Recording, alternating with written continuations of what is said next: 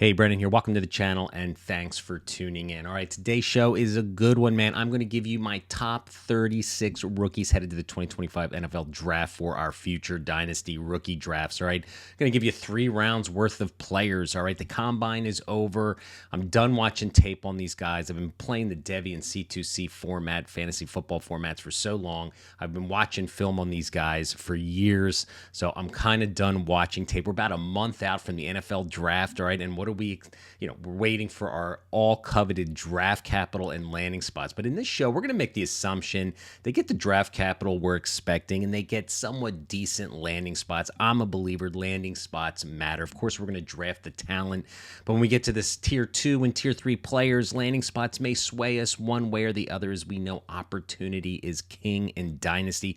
On this channel, I just started dropping some 2026 rookie player profiles and film reviews, so go check that out. Hit that subscribe button. I'm trying to get to 17,000 subscribers by the NFL draft. Help me get there. Hit that subscribe button. All right.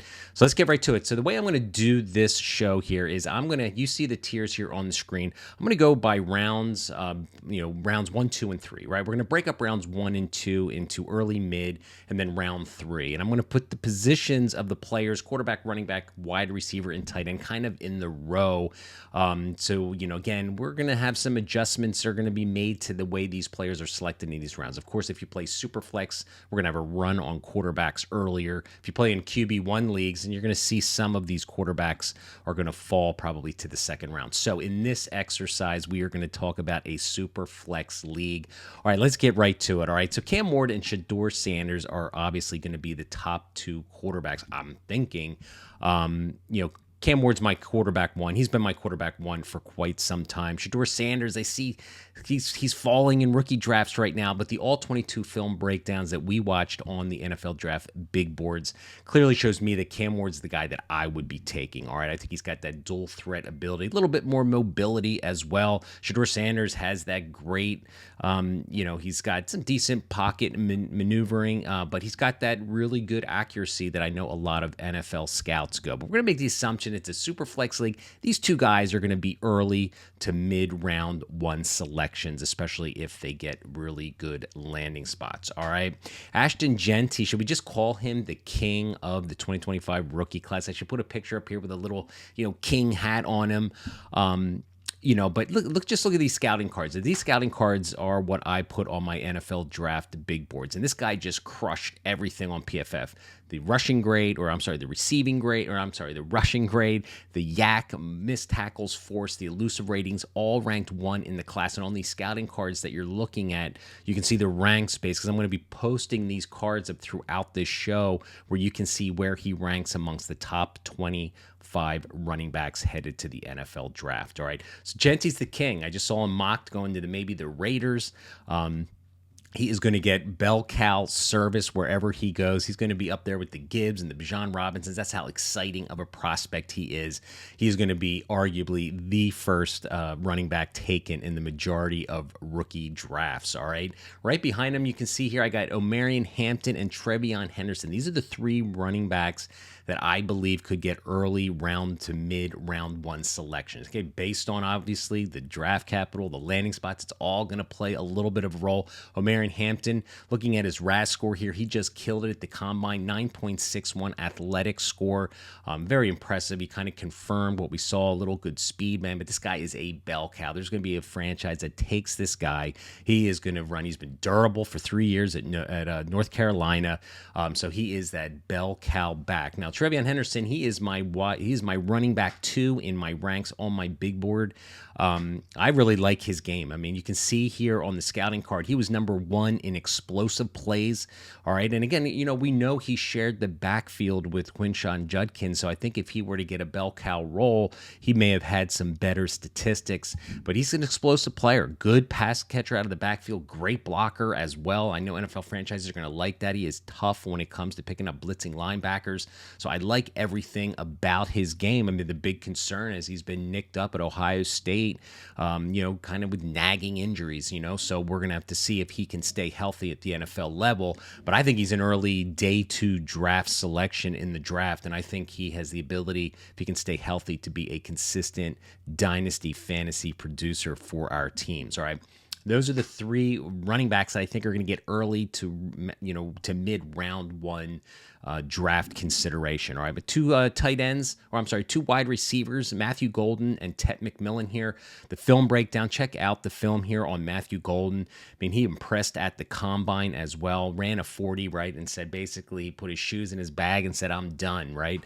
So he just blazed at the 40 time, confirming that, Isaiah Bond was the guy that was supposed to be the wide receiver one at Texas, but it ended up being Golden, the guy who was the most explosive player and is most likely going to get drafted high in the draft. He had a great season coming from Houston to Texas, all right? And Tet McMillan, all right, the all-22 films, I've got probably 3 years worth of all-22 MAC films out there. Like I said, I've been watching these guys for years. Again, that is available on my NFL Draft Big Board subscription. But I think prospect fatigue has set in, right? Tet McMillan, we see this happening when there's guys at the top. By the time we get to the draft, people are tired of talking about them, so we want to talk about other wide receivers, obviously, or maybe taking over that role as the wide receiver one. I still think he's the first receiver taken off the board. But, Drake London is a comp that's been out there. It's a good one.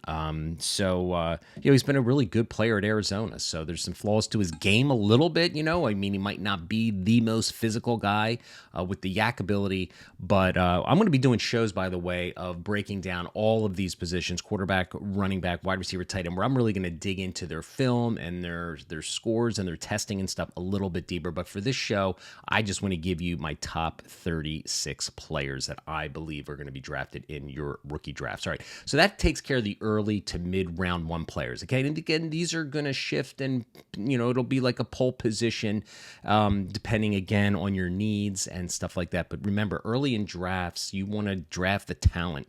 Okay, you don't want to chase players because value is everything in Dynasty. You can always trade one of these players, even if you don't need a wide receiver, but he's the best value on the board. You take him, then you trade for maybe a position that you need. All right, round one, mid to late players. This is where I see Quinshad Judkins coming off the board. He might slide into the early part, but I think he's going to be maybe the secondary part of round one. Okay, his RAS score here you can see on the screen, elite explosion scores, solid 40 time.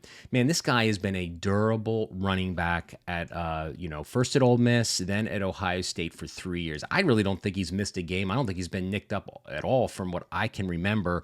But man, when this kid was an incoming freshman, I put a film out there about how much I like this kid, and I still do, man. He is just a physical, tough runner. May not have the lateral agility that some of these other backs have, but man, I tell you, I think this guy still can create space for himself and be a great player. Caleb Johnson here in the mid to late second of the first round, mid to late in the first round here. You can see on the scouting card on the screen, second in yak, fourth in elusiveness of all the 25 running backs headed to the draft. He's a solid back with movement skills. My only little concern with Caleb Johnson is the fact that he's had only 1 year of productivity as a true junior, right? I was really surprised. I thought maybe he would come back for his senior year after putting up an impressive junior season, but he decided to declare. I'm thinking that maybe he got good news from the NFL. All right, Emeka Ibuka, Luther Burden, and Travis Hunter, I think, are all going to be first-round selections, mid to late. That's where we are in this discussion. The All-22 film, again, on Emeka Ibuka, similar to Tet. I've got 3 years of All-22 film breakdowns on my big boards for you to scout these players for yourself. But he's going to be a great slot possession receiver in the NFL. True senior coming out. I think he's going to be a quarterback's best friend. I think he's going to be a day 2 selection easily. Luther Burden as well. You can check out the rookie profile film where I break down his entire profile here. Go check that out. In fact, on this channel, I've got these rookie scouting reports and profiles basically for all the rookies we're talking about today, where I really go in depth on their scouting, their strengths and weaknesses. So go, if you have any questions on these players, go search the channel. I think you're going to find a lot of great information. But I think he's easily the top 5 wide receiver of this class. At Missouri, he wasn't, we didn't see that vertical threat that we saw in his freshman season. Just wasn't asked to do that. Him and Cook, the quarterback, really worked around the line of scrimmage. But another good, solid overall receiver, good yak ability, good explosion, good speed. He could be the steal of the draft, actually. All right, Travis Hunter, I've got him here mid-late. He's my wide receiver one on the board right now, but I guess the risk reward here is the fact that if he's not going to play wide receiver all the time from a dynasty standpoint, we're going to have a hard time taking him early in round one drafts. I mean, I just don't think he is going to, there's going to be too much concern, right? We want a lot of production from our early selections in these rookie drafts. And Travis Hunter, the question is, he play DB? Is he going to be sprinkled in wide receiver? If he came out and if he's drafted and a team comes out and says he's wide receiver, playing wide receiver full time, he's going to vault way up my list because he's my wide receiver one. There's no better route runner in the class, no better space creator watching the film than Travis Hunter in my mind. All right, we have two tight ends that potentially could go, especially if you play in tight end premium leagues, which is a lot of the leagues that I play in. Colston Loveland and Tyler Warren here are going to be first round selections, most likely mid to late. That's why I have them here. You can see I got all 22 films again on these guys. I've been doing extensive, film study on these players, and I have also a rookie versus rookie where I go really in depth in their scouting. I go in depth in their production and what I see and the traits that I think are going to make them both very relevant fantasy assets for us. Landing spot, I think, is going to matter which one are probably taken in drafts. They're both 1 and 2, for a lot of people. But my tight end one I have not mentioned yet. We're going to get to him very shortly, all right, of the class, so which will be a little surprise. Maybe hot take-ish for some out there, but I really, truly believe after watching the film, I've got another tight end one of the class. We're going to talk about him here very shortly. All right, so that rounds out my round one, early to mid-late. All right, so let's go to round two. All right, so this is early to mid players. Again, I'm putting these positions in just the order. Quarterback Jackson Dart, I think, is going. He might sneak into round one now. He's been a late riser in this scouting process. I think most likely he is a round two, day two selection. But he's going to go round two, I think, in rookie drafts. I mean, he might even go late round one if you play in a super flex and he gets a great landing spot with a huge opportunity. As we know, the quarterback class isn't great, so I think he would be the next one off the board here on this all 22 film breakdown. You can see on the screen, I mean, we broke it all down. We looked at his game and discussed all the strengths and weaknesses of his game. Like everything about Jackson Dart, I like the intangibles. I like his size. I like everything. Is just his ball placement and accuracy to the middle and late parts of the deep parts of the field make me a little nervous of just how accurate he's going to be in the NFL. But he's got the traits. He's got the size. An NFL franchise is going to love this kid. They're going to take a shot with him, thinking that they can develop him. All right, I got 3 running backs in this kind of early to mid round 2. Damian Martinez, Dylan Sampson, and Cam Scadaboo. All right, Damian Martinez, the film breakdown you see on the screen here. Go check it out, man. This dude is my RB6 of the class. I think he's been just undervalued throughout this whole process. I mean, he went to Miami this year and split time with 2 other running backs down there and really wasn't able to showcase. He went from playing in the under center to playing more shotgun in Miami. So I think he had to transition, but I think this dude is underrated. I love Damian Martinez. Go check out the films and all the breakdowns I got on this channel on him.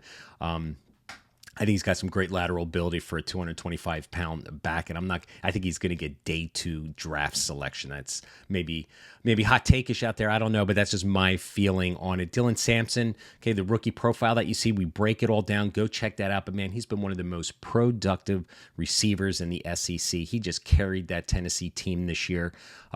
He's got that James Cook-type comp. My only downside to him is his size. Is he going to be physical enough to run in between the tackles? And he put the ball on the ground way too many times, so he's got to get better ball security.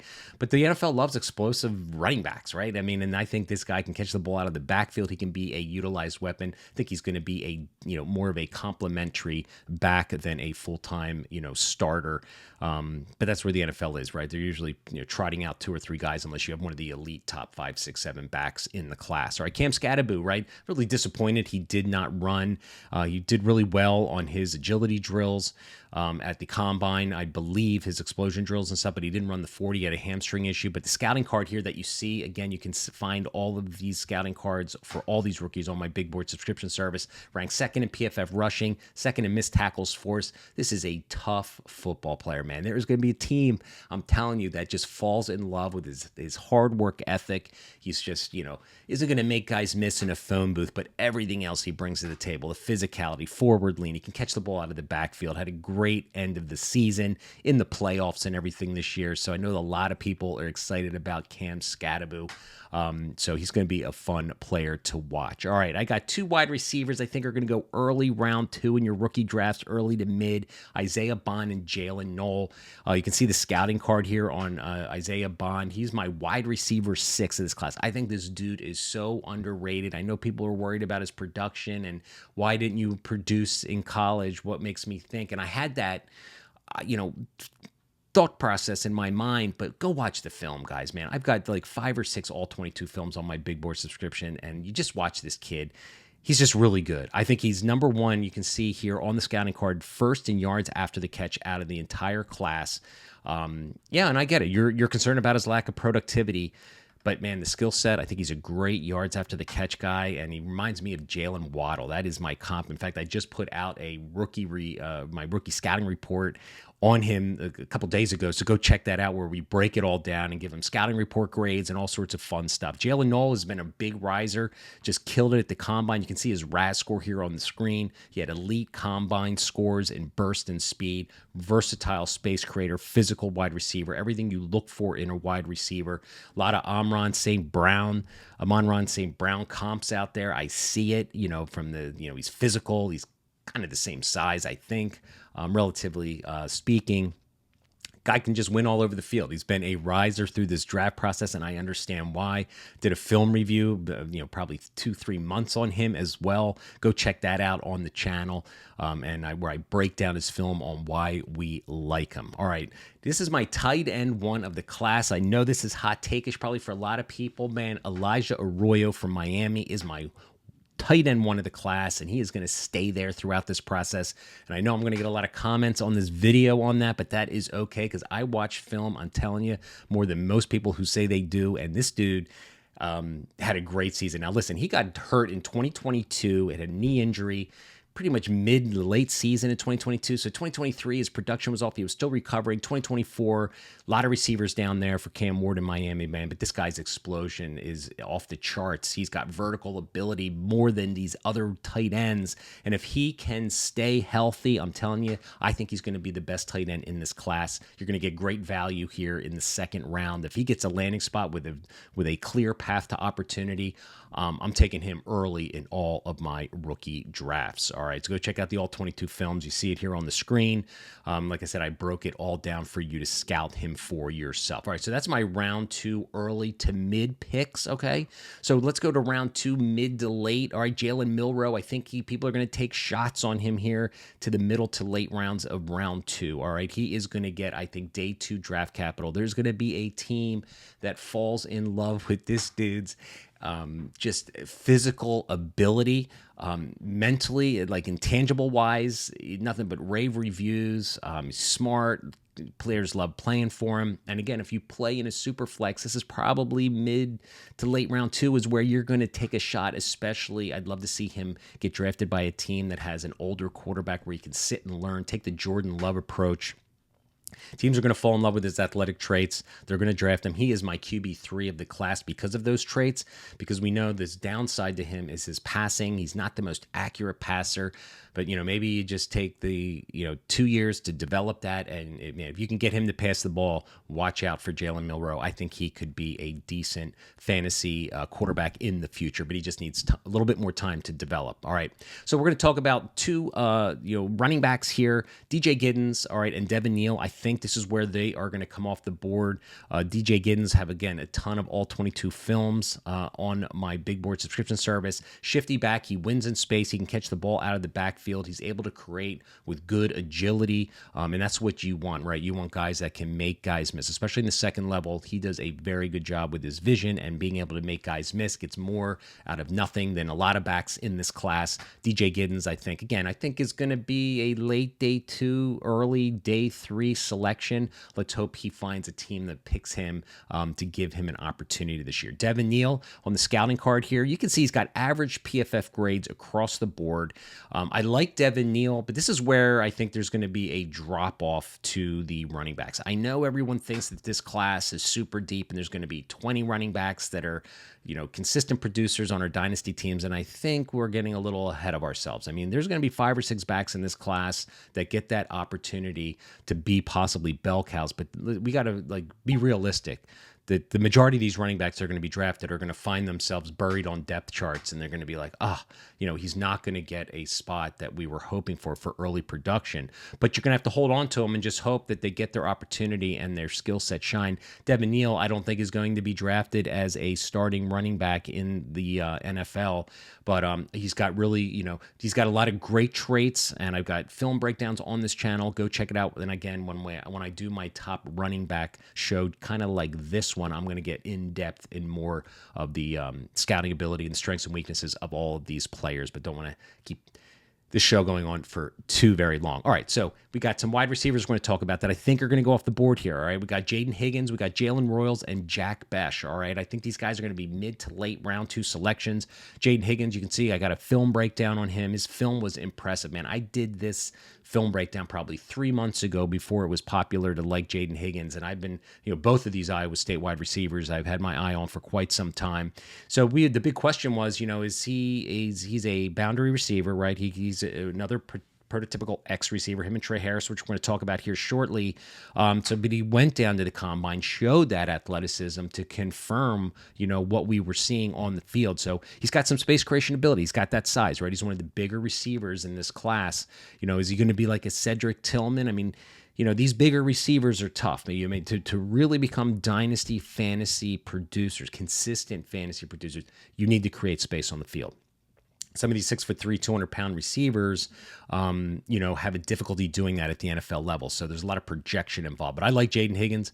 I liked them for a long time. Go check out the film breakdown you see on the screen. All right, Jalen Royals, scouting card. All right, second in YAC, 7.9. He got hurt this year as a senior and decided he's just going to train for the NFL. But, man, he is an underrated route runner, explosive YAC threat. All right, second in the class, like I said, in YAC with 7.9. So he's going to be one of these possession receivers, okay? He's going to be again, the last few receivers that we're talking about, none of these guys are going to be wide receiver ones. They're all going to be complementary wide receivers. But Jalen Royals is a space creator, physical, can have those yak yards after the catch, which we all love in Dynasty, right? So that is a player who I think he's going to be a mid-round to late selection in round 2. Jack Besh, again, the film breakdown, go check it out. I did a film on him, on this guy, I did Savion Williams before, then I saw Jack Besh. I mean, this guy's been a late producer, right? So there's a little bit of a concern when a TCU wide receiver doesn't break out to his senior year. So that's a little concerning, but man, you got to love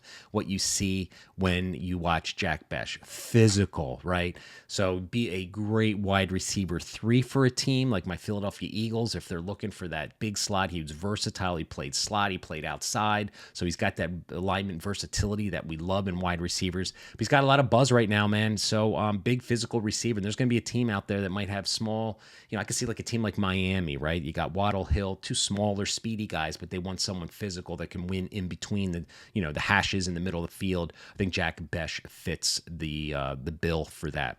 All right, and the one tight end here, again, Mason Taylor, LSU. You can see here, I did this film way back in 2022, man. This is how long I've been watching a lot of these players. When you play the Deviant C2C fantasy football formats, if you guys don't know what that is, it's basically where you play Dynasty fantasy football, but you're drafting college players years before they're drafted in the NFL, and they're sitting on your roster, on your taxi squads, and you're just waiting for them to be drafted to plug them into your Dynasty roster. And I've been playing that format for, 7-8 years now, so I've been watching all of these players for 2 to 3 years. So yeah, I have a little bit of 2025 rookie fatigue, I'm not going to lie, because I've been watching them for so long. There's a lot of people that have just started watching these players last month and are excited to dig into the film and everything. I'm kind of ready to turn the page to 2026, and I've already started posting, like I said, films on 2026, so go check it out. But Mason Taylor, man, he's been just really overshadowed by these killer dominant wide receivers that keep going to the NFL, right? So he's got the bloodlines. His dad was Jason Taylor, the great, I think he played at Miami, the defensive end. but he's a little undervalued, man. This guy can play the game. Went down to the combine, showed out. Man, I loved his gauntlet drills down there. He should look like the real deal, man. So Mason Taylor, again, he's my, I think, tight end 3 in the class right now. But he gets that landing spot that we all covet. I think he is going to really be a producer for us for our dynasty teams. All right, so that rounds out my round 2, early to mid to late selections. All right, so let's go to round 3. All right, the round 3 is where the teardrops drop off, right? And now I call round 3 take your guy territory, right? What does that mean? It means you've done your scouting. Either, you're an analytical guy, you're a film guy like me. You're taking guys that you believe in, and you are hoping that they get the great landing spot for that opportunity. All right. And this is where most players are going to be drafted because of the great landing spot and maybe the unexpected draft capital. Because in the end, we just want players that are going to freaking play on our dynasty rosters to give us the points that we're looking for. All right. So let's get to it. All right. So I have 3 running backs right here. RJ Harvey, Bashal Tutin, and Ollie Gordon. All right, so let's talk about RJ Harvey. All right, the film breakdown you see on the screen did the show a little while ago. What does it show? It shows a guy who's explosive as shit, man. This guy is a home run threat, bounces out a little bit too much outside, but he has inside-outside versatility running the ball. He can run in between the tackles. He's tough, physical, and he's that explosive player. So I think he's going to be an early day 3 guy. I think most of these running backs in this class are going to be, round 4 or 5, except for the top 5 or 6 or 7 backs in the class. All right, Bashal Tutin went down, film breakdown here. Go check it out. You see it on the screen. He was the MVP of the combine, man. He can win, again, inside and outside as well. My concern with a lot of people are going to, I know, make comments on this YouTube, on this show, and I get it and respect it. Dude, you're way too low on Tutin. And I'm just concerned about his physicality, right? I mean, as great as speed as he is and running in shorts at the combine, that's all great, and agility drills and blah, blah, blah, right? But man, go watch the film that you see on the screen right now, and you can see he's a tough physical player, but he's not going to move piles inside. And again, for us to have a dynasty fantasy consistent contributor, you have to have the physicality. And it's my little bit of a concern with Tutin. Yeah, he's got the speed. He can catch the ball out of the backfield. But when you got to run in between the tackles to get on the field in the NFL, and you can't do it I look at him like a Kenneth Gainwell for my Philadelphia Eagles, right? He's going to be a backup in the NFL. He's going to be a complimentary piece. He's a round 3 guy for me. That's just where I am on him right now. Ollie Gordon, I just put out my rookie scouting report film on him. And you can see the all 22 film breakdowns. I think I got 4 or 5, I probably got 15 total over the last 3 years. I've just not been a Gordon fan. Even back in 2023, when I believe he won the rushing title in college, I still wasn't impressed. Running through gaping big holes, monster, huge plays, just padding his yardage. I just think he's a little too big and doesn't create space, isn't a great lateral mover. I'm just not impressed watching the All-22 film. If you were to become a subscriber to the big boards and watch the film, I would have a feeling you might come to the same impression of Ollie Gordon and his skill set. Once coming into this 2025 draft season, he was considered to be the RB1 after his 2023 season, right? He was the guy to beat, and here he's fallen, quite a bit over the course of the 2024 film. His 24 film was just not that great. All right, let's talk about I got 4 wide receivers here, round 3, Trey Harris, Xavier Restrepo, Alec Manor, and Savion Williams. All right, Trey Harris, you can look at his RAS score here, great explosion grades, average speed score, 5th-year player, who really emerged over the last 2 years. He's probably one of the bigger X receivers in this class. And again, when you get these bigger X receivers, are they able to create space? I like what I see with Trey Harris. Again, I have a ton of all 22 films on him as well on the big boards, but does he have that elite athleticism to create space?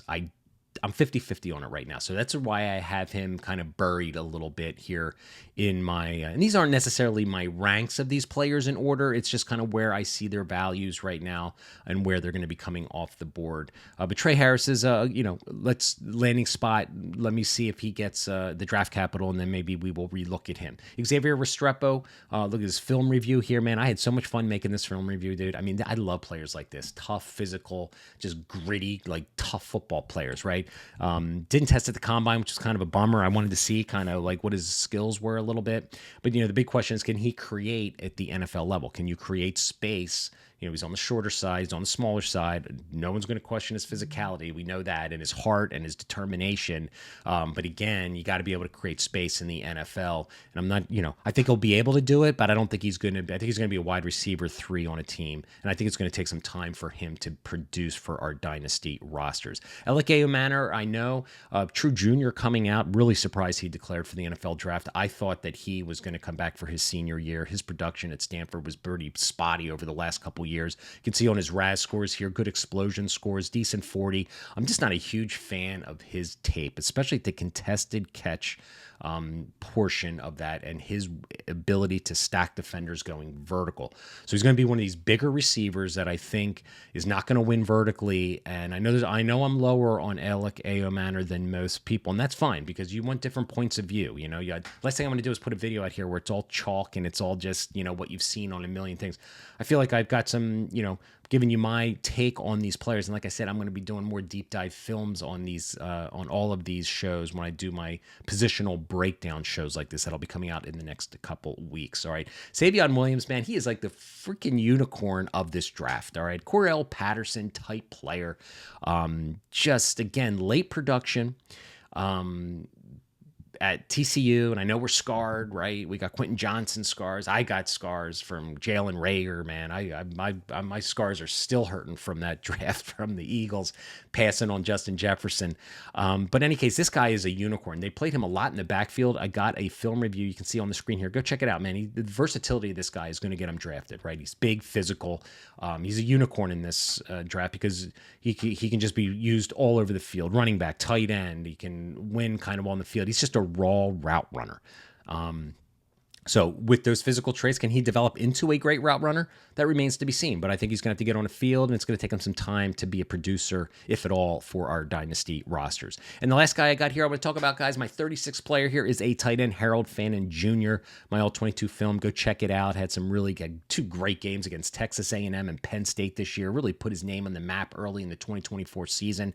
He tested good, with his agility drills, at the combine and stuff like that, and people were a little concerned about his 40 time. I don't get hung up on 40 times, man. I really don't. And in fact, you can see here throughout this program this show that I've not really mentioned a lot of 40 times. I think that's completely overrated. It's about short area quickness and space creation. You got to be able to beat guys one-on-one at the NFL level. As Cooper Kupp used to say, short area production over 40 time, and I agree with him 100%. All right. So there you guys got it, man. There are my top 36 rookies headed to the 2025 NFL draft. And like I said, I'm going to be doing positional shows just like this one, where I'm going to be spending a little bit more time, talking about their traits, talking about what I see, watching the film. If you've liked this video, man, hit that subscribe button. Like I said, I'm trying to get to 17,000 subscribers by the NFL draft, and I'm starting to put out the 2026 rookie content. So if you're looking for a YouTube channel out there that's going to, right after this draft, man, I am going to be posting film reviews and all sorts of great stuff on the 2026 rookies. Hit that subscribe button. Hope you enjoyed the show. Thanks for watching.